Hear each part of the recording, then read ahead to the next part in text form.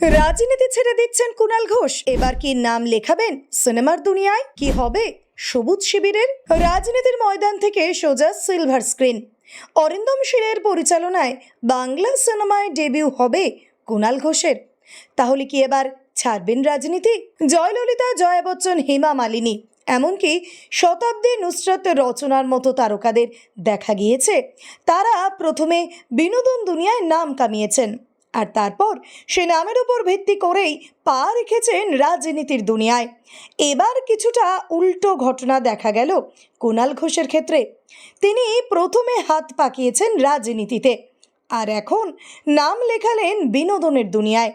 সাহিত্যিক দীপান্বিতা রায়ের অন্তর্ধানের নেপথ্যে উপন্যাস অবলম্বনে একটা পলিটিক্যাল থ্রিলার নিয়ে বড় পর্দায় আসছেন পরিচালক অরিন্দম শীল, যেখানে অভিনয় করতে দেখা যাবে ঋতুপর্ণা সেনগুপ্ত থেকে শুরু করে সাহেব চট্টোপাধ্যায়, রাজনৈতিক অভিনেতা ব্রাত্য বসু, এমনকি অরিন্দম শীলকেও। আর সেই তালিকায় এবার নাম জুড়ল কুণাল ঘোষের। কোনো রকম ক্যামিও নয়, কর্পূর সিনেমায় রীতিমতো খলনায়কের চরিত্রে দেখা যাবে রাজনীতিবিদ কুণাল ঘোষকে। দাপুটে বাম নেতা অনিল বিশ্বাসের চরিত্রে দেখা যাবে তাকে।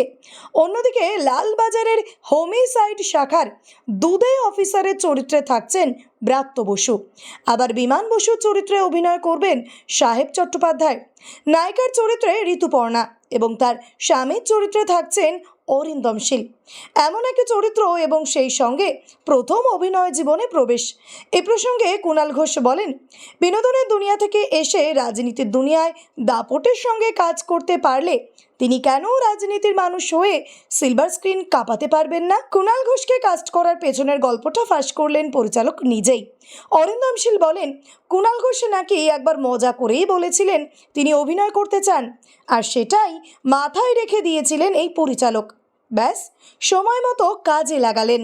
ভিডিওটি ভালো লেগে থাকলে অবশ্যই লাইক, শেয়ার, সাবস্ক্রাইব করবেন আর কমেন্টে অবশ্যই জানাবেন আপনি কোথা থেকে দেখছেন।